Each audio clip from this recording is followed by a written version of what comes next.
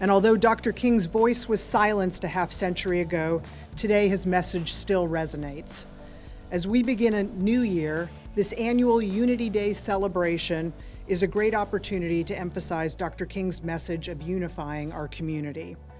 In addition to comments from community leaders and some fantastic musical performances, Monday's free event also will feature recipients of the Martin Luther King Jr. Scholarship Award and the African American Leadership Council of United Way Scholarship Awards. His life is almost a soundtrack for at least some of the great moments of the 20th century. I think how young he was, how there are people in our community making a difference that we all know that are his age.